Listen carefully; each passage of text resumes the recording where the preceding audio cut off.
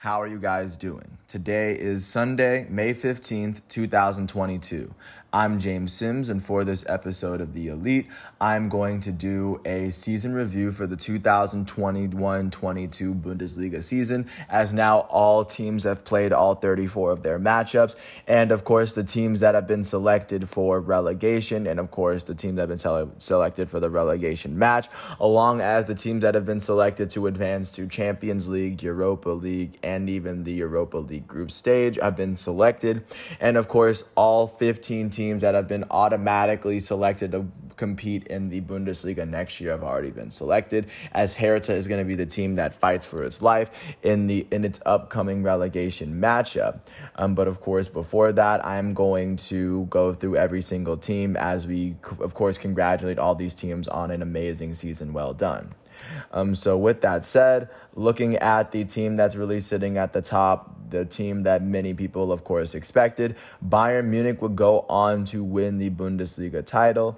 And looking back, this is the 10th year in a row that Bayern Munich has now won the Bundesliga. They've won it every year since 2012-2013. The last team to win it before them was Borussia Dortmund in 2011-2012, and that was when Robert Lewandowski was on the team, just to give you a sense of how long ago it was since Bayern Munich has not won the Bundesliga.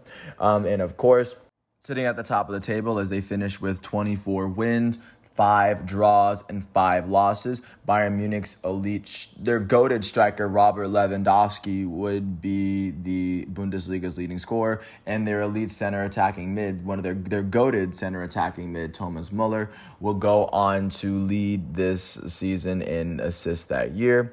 And of course, Bayern's goated goalkeeper, Manuel Neuer, would tie with Kern Castells of Wolfsburg, Mark Flecken of Freiburg, Robin Zettner of Mainz, and Peter Gulaschi of RB Leipzig for the most clean sheets. So you would get a sense of how well Bayern Munich has really been able to dominate the Bundesliga this entire year from beginning to end. But they would go on to finish as team number 1 and the first team out of the 4 that will go on to the Champions League. Looking at the second team this year, the runners-up would be Borussia Dortmund, as they would finish with 22 wins, 3 draws, and 9 losses in the year. They had 8 less points than Bayern Munich in the table, as Erling Haaland, their elite Norwegian striker, would go on to be their leading scorer for the year right before he would leave for Man City. Erling Haaland would finish second on the Bundesliga scoring list, as he would finish with 22 goals on the year, 13 less than the league leader Robert Lewandowski. Dortmund's forward Marco Reus would go on to finish with 12 assists. He was the league's third leading assister on the year. And not to mention that Gregor Kobel, their goalie, would finish with 8 clean sheets, as he would go on to finish with the 7th most in the league.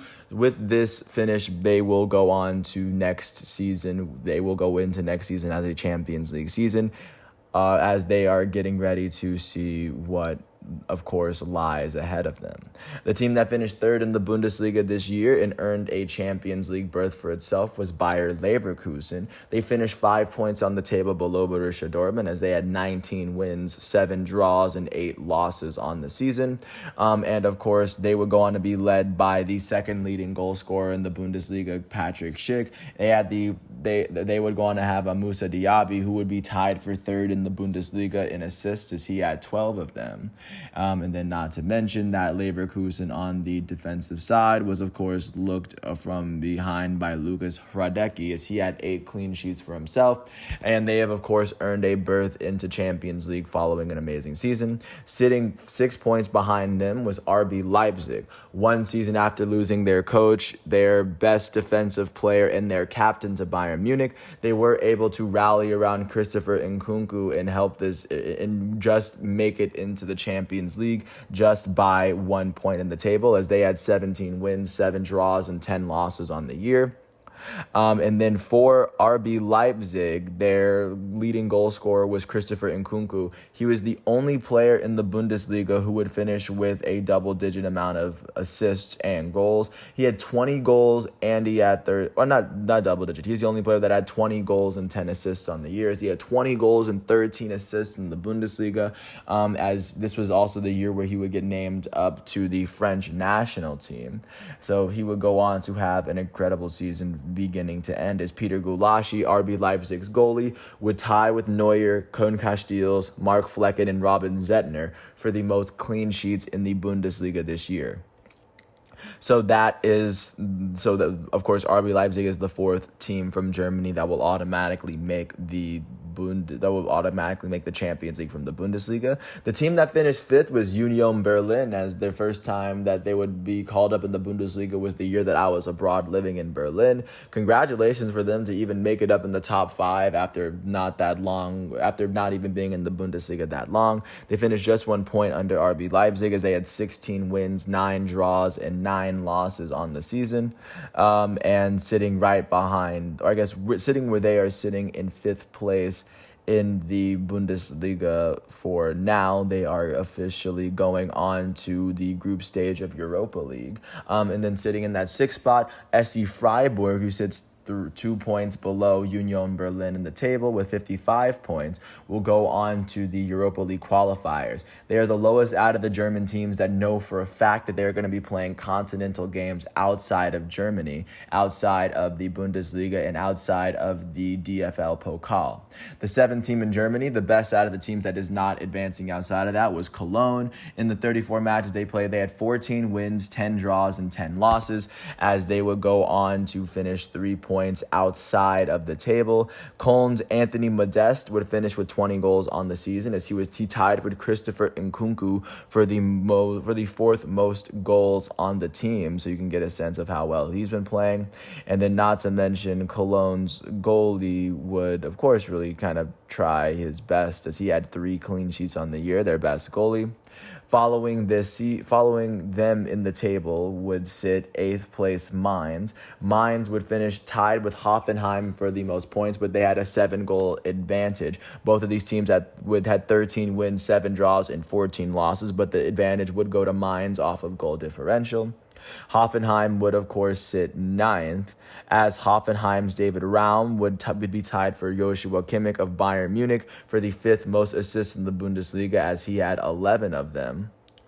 Sitting right behind Hoffenheim was 10th place Borussia Mönchengladbach, as they had 12 wins, 9 draws, and 13 losses on the season. Sitting behind Mönchengladbach is the 3-way tie in the table between 11th place Eintracht Frankfurt, 12th place VfL Wolfsburg, and 3rd place VfL Bochum, as they both had 42 points in the table. Looking at Frankfurt and Bochum, they both had 6 draws, but they both had 16 losses. Frankfurt would see most of those points made up in draws. And then sitting behind those 3 teams was Augsburg, the 14th best team. And then the team that just avoided relegation was VfL Stuttgart, as Stuttgart would actually win their last game off of a last-second goal to, of course, earn their way back in, as they have the same amount of points as Hertha, but they have a 16... or I guess their goal differential is 16 goals better than what Hertha's is. Sitting in that 16th spot is Hertha Berlin, as they're going to have to face off against the 3rd best team in the Bundesliga's 5, as they are going to have to fight. And if they lose that relegation match, they will eventually get relegated. And then the 2 teams that did eventually get relegated were Greuther Fürth and Arminia Bielefeld, as they were, of course, newer teams in the Bundesliga. But Arminia Bielefeld would finish with 5 less points than 16th place Hertha. And then 18th place Fürth would finish with the worst record in the Bundesliga. They had 10 less points than Arminia. In the 34 games they played, they had 18 points in the table. They had 3 wins, 9 draws, and they had 22 losses on the season. But that is the Bundesliga season for you. And of course, we are going to get ready for yet another Bundesliga season after the summer is over, as this next season could be the year where Bayern Munich could win their 11th straight. Congratulations to this Bayern Munich team, as they look, of course, like the strongest team in Germany, like they have been. And I can't wait to see what happens with the rest of these German sides, not to mention the rest of these European leagues. But the Bundesliga is the first of the top 5 to finish, which is why I'm doing it first. With that said, I want to thank the ESPN, the Google articles that I'm using, and of course the Bundesliga and FIFA websites for giving me all the facts and figures that I needed. With that said, I want to thank everyone for listening to this piece. I do hope all is well, and I'll catch you with more tomorrow. Until then, thanks for listening, and I will catch you tomorrow on Monday, May 16th. And I'm James Sims. This is The Elite. Thanks for listening. Peace out.